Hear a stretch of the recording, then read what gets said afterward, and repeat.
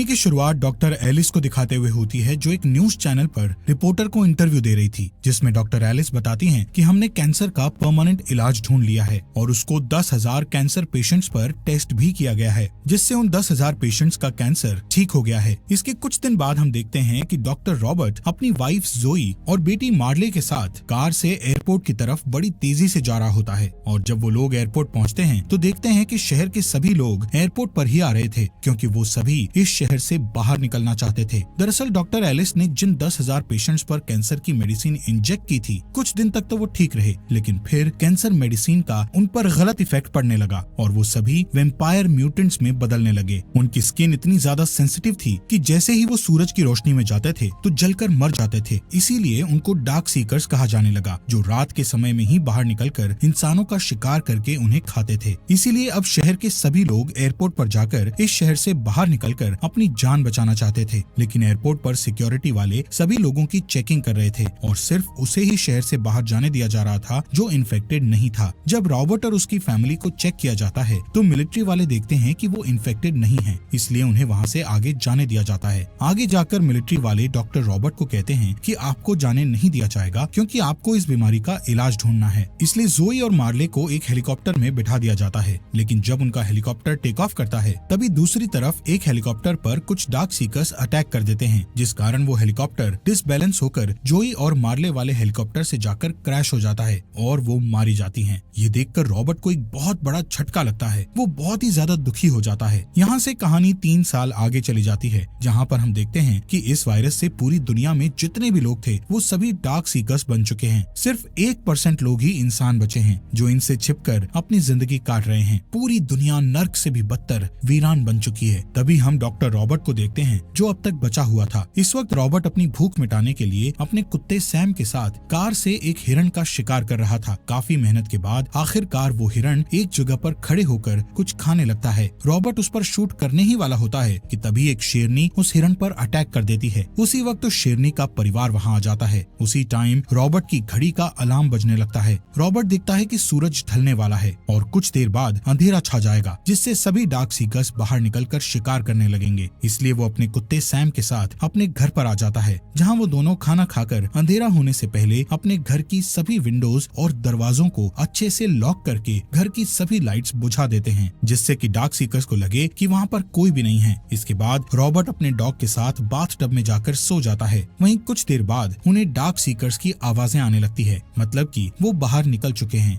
अगली सुबह रॉबर्ट थोड़ा वर्कआउट करने के बाद अपनी लैब में जाता है। यहाँ पर वो इस वायरस के इलाज की वैक्सीन बना रहा था। लैब में उसने बहुत सारे इन्फेक्टेड चूहों को पकड़कर रखा हुआ था, जिन पर वो टेस्ट करता था। रॉबर्ट देखता है कि सभी चूहे अभी भी वैसे के वैसे ही हैं, लेकिन तभी उसकी नजर एक चूहे पर पड़ती है जिसको उसने लास्ट टाइम दवाई दी थी। वो चूहा काफी शांत और नॉर्मल लग रहा था। ये देखकर वो काफी खुश होता है कि आखिरकार उसने इस वायरस का एंटीडोट बना लिया है। अब वक्त था इस एंटीडोट को किसी डार्क सीकर पर टेस्ट करने का। इसलिए वो पहले सैम के साथ बाहर जाकर रोज की तरह रेडियो पर अनाउंस करता है कि अगर कोई जिंदा इंसान इस अनाउंसमेंट को सुन रहा है और डार्क सीकर से बचना चाहता है तो वो मुझे दिन के समय साउथ स्ट्रीट ब्रिज पर मिले। मैं आपको खाना और रहने के लिए घर दे सकता हूँ। कुछ देर बाद जब एक शिप पर रॉबर्ट गोल्फ खेल रहा होता है तो अचानक सैम की नजर एक हिरण पर पड़ती है, जिससे वो दोनों आज के खाने के लिए उसका शिकार करने लगते हैं। लेकिन भागते भागते वो हिरण एक अंधेरे घर में घुस जाता है। उसके पीछे ही सैम वहाँ चला जाता है और सैम के पीछे पीछे रॉबर्ट भी उस अंधेरे घर में चला जाता है।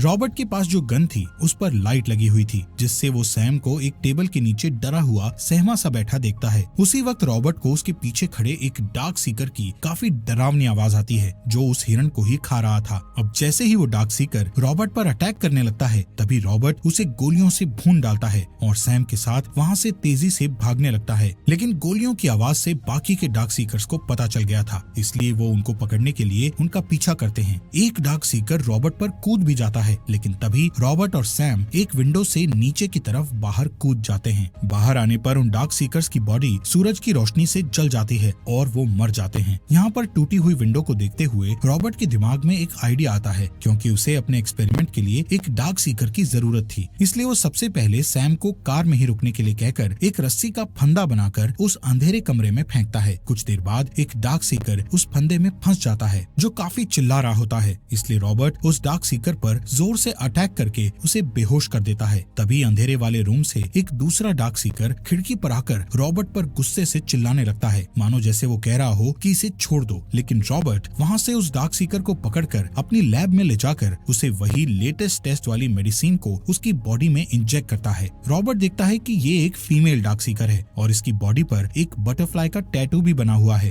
थोड़ी देर बाद रॉबर्ट देखता है कि इस दवाई के असर से इस फीमेल डार्क सीकर की धड़कन नॉर्मल हो गई है, जो कि पहले काफी तेज थी। ये देखकर रॉबर्ट के मन में एक उम्मीद जागती है कि अब ये फीमेल डार्क सीकर पूरी तरह से इंसान बन जाएगी। लेकिन तभी वो फीमेल डार्क सीकर उठकर रॉबर्ट पर अटैक करने की कोशिश करती है और वहीं बेहोश हो जाती है। ये देखकर रॉबर्ट की उम्मीद टूट जाती है। अगले दिन रॉबर्ट जब सैम के साथ अपने खाने के लिए शिकार पर निकला हुआ था तो रास्ते में वो एक स्टैचू को बाहर खड़े देखता है। उसे कुछ अजीब सा लगता है, इसलिए वो गुस्से में उस स्टैचू पर शूट करके उसे नीचे गिरा देता है, जिससे उस स्टैचू से पानी निकलने लगता है। ये देखने के लिए रॉबर्ट उस स्टैचू के पास जाकर उसे देखने लगता है, लेकिन तभी वो एक फंदे में फंस जाता है और ऊपर की तरफ लटक जाता है। लेकिन उसे सर में चोट लगने से वो बेहोश हो गया था। दरअसल ये फंदा उसी डार्क सीकर ने लगाया था जो रॉबर्ट पर उस दिन चिल्ला रहा था, जिस दिन रॉबर्ट ने उस फीमेल डार्क सीकर को पकड़ा था। शाम होते ही रॉबर्ट की घड़ी का अलार्म बजने से उसे होश आ जाता है। वो देखता है कि वो ऊपर लटका हुआ है और नीचे उसका कुत्ता सैम उस पर भौंक रहा है। रॉबर्ट ये भी नोटिस करता है कि अब अंधेरा होने वाला है, इसलिए वो जल्दी से अपनी जेब से चाकू निकालकर उस रस्सी को काटकर नीचे गिर जाता है। लेकिन इसी बीच उसका चाकू उसी के पैर में लग जाता है, जिससे उसे बहुत दर्द होता है। तभी उसे सामने अंधेरे में वही डार्क सीकर दिखाई देता है जिसने उसे अपने जाल में फंसाने के लिए ये फंदा लगाया था। उसके साथ उसके 2 म्यूटेंट कुत्ते भी थे जो कि इंतजार कर रहे थे कि कब पूरी तरह से अंधेरा हो। ये देखकर रॉबर्ट घबराकर अपनी कार की तरफ जाने लगता है। कुछ ही देर में जब पूरी तरह से सूरज ढल जाता है तो वो डार्क सीकर अपने कुत्तों को उन पर छोड़ देता है, जिससे वो कुत्ते रॉबर्ट और सैम पर अटैक कर देते हैं। पर रॉबर्ट बड़ी फुर्ती से उन दोनों कुत्तों को शूट करके मार गिराता है। लेकिन इसी दौरान वो देखता है कि एक कुत्ते ने सैम को काट लिया है। रॉबर्ट जल्दी से सैम को अपनी कार से घर ले जाकर उसे मेडिसिन इंजेक्ट करता है, लेकिन अब काफी देर हो चुकी थी। सैम की बॉडी में पूरी तरह से वो वायरस फैल गया था और वो अब एक म्यूटेंट बन चुका था। सैम रॉबर्ट पर अटैक करने लगता है, लेकिन अब मजबूरन रॉबर्ट को अपने प्यारे कुत्ते को बहुत ही भरे दिल से उसका गला घोंटकर मारना पड़ता है। अब रॉबर्ट बहुत दुखी हो गया था क्योंकि इस शहर में रॉबर्ट के सिवाय उसका कोई भी साथी नहीं था। वो बिल्कुल ही अकेला हो गया था और सैम को उसने बचपन से पाला था।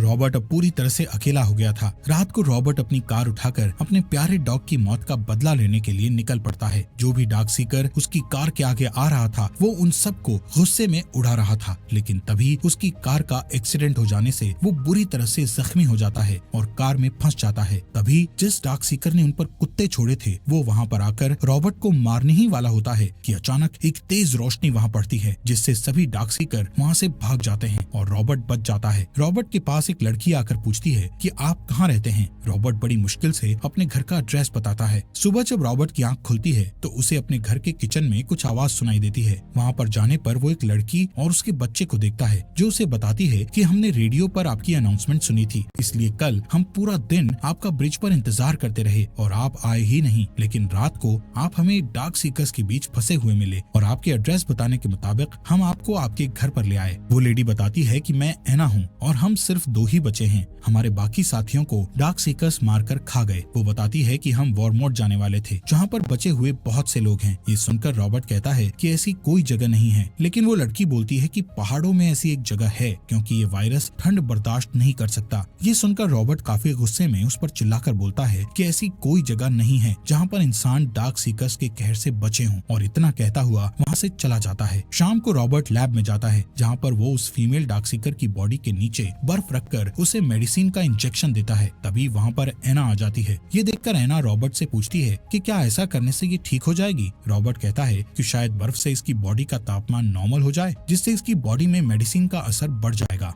रात होते ही रॉबर्ट अपने घर की सभी विंडोज और डोर्स को लॉक कर देता है, लेकिन तभी उसे अपने घर के आसपास काफी सारे डार्क सीकर्स की आवाजें आने लगती है। वो एना से पूछता है कि तुम मुझे किस टाइम पर घर लेकर आई थी। एना बताती है कि सुबह होने ही वाली थी। ये सुनकर रॉबर्ट कहता है कि उन्होंने हमें ढूंढ लिया और वो हमारे घर की तरफ ही आ रहे हैं हमें खत्म करने। लेकिन रॉबर्ट ने उनसे निपटने के लिए पहले से ही अपने घर के आसपास बॉम्ब सेटअप किए होते हैं, जिन्हें वो एक एक करके ब्लास्ट कर देता है, जिससे काफी सारे डार्क सीकर्स मारे जाते हैं। लेकिन तादाद में ज्यादा होने की वजह से काफी सारे डार्क सीकर्स घर के अंदर घुसकर उन पर अटैक करने लगते हैं। रॉबर्ट भी उन्हें शूट कर रहा होता है, लेकिन वो अपनी जान बचाने के लिए लैब में चले जाते हैं। लैब में वो देखते हैं कि उस फीमेल डार्क सीकर पर उस मेडिसिन का असर होने लग गया था। वो ठीक हो रही थी, यानी उन्हें इस वायरस का क्योर मिल गया था। लेकिन तभी लैब में बहुत सारे डार्क सीकर्स तेजी से आने लगते हैं। ये देखकर रॉबर्ट जल्दी से लैब का बुलेट प्रूफ दरवाजा बंद कर देता है। रॉबर्ट उन सबको जोर जोर से चिल्लाकर बोलता है कि मैंने इलाज ढूंढ लिया है और मैं तुम सबको ठीक कर सकता हूँ। उसी वक्त वहाँ पर उन सब डार्क सीकर्स का बॉस आ जाता है और गुस्से में दरवाजे पर जोर जोर से टक्कर मारने लगता है, जिससे दरवाजे पर बटरफ्लाई का डिजाइन बन जाता है। इसके बाद वो बॉस डार्क सीकर अपने ब्लड से उस दरवाजे पर एक और बटरफ्लाई का निशान बनाता है। तभी रॉबर्ट को याद आता है कि ऐसा ही बटरफ्लाई का टैटू उस फीमेल डार्क सीकर की बॉडी पर है। रॉबर्ट समझ जाता है कि ये फीमेल डार्क सीकर दरअसल उन सभी डार्क सीकर्स के बॉस की पार्टनर है, जिसके लिए वो सभी यहाँ पर उसे लेने आए हैं। इसलिए अब रॉबर्ट उस फीमेल डार्क सीकर को लेकर बाहर बॉस डार्क सीकर के पास चला जाता है, जिससे बाकी के सभी डार्क सीकर्स उस पर अटैक करने की कोशिश करते हैं, लेकिन उनका बॉस चिल्लाकर उन्हें रोक देता है। इसके बाद रॉबर्ट एक सिरिंज निकालकर उस फीमेल डार्क सीकर का थोड़ा सा ब्लड निकाल लेता है। तभी उस फीमेल डार्क सीकर को होश आ जाता है और वो अपने पार्टनर को देखकर उसके गले लग जाती है। इसके बाद उनका बॉस अपनी पार्टनर को लेकर उन सभी डार्क सीकर्स को वहाँ से ले जाता है। अगली सुबह रॉबर्ट एना और उसके बेटे के साथ वॉरमॉट की तरफ निकल पड़ता है। एना रेडियो में अनाउंस करती है कि अगर कोई अभी भी जिंदा बचा हुआ है तो हमें वॉरमॉट मिले, क्योंकि हमने इस वायरस का इलाज ढूंढ लिया है। और इसी के साथ ये अमेजिंग मूवी यहीं पर खत्म हो जाती है।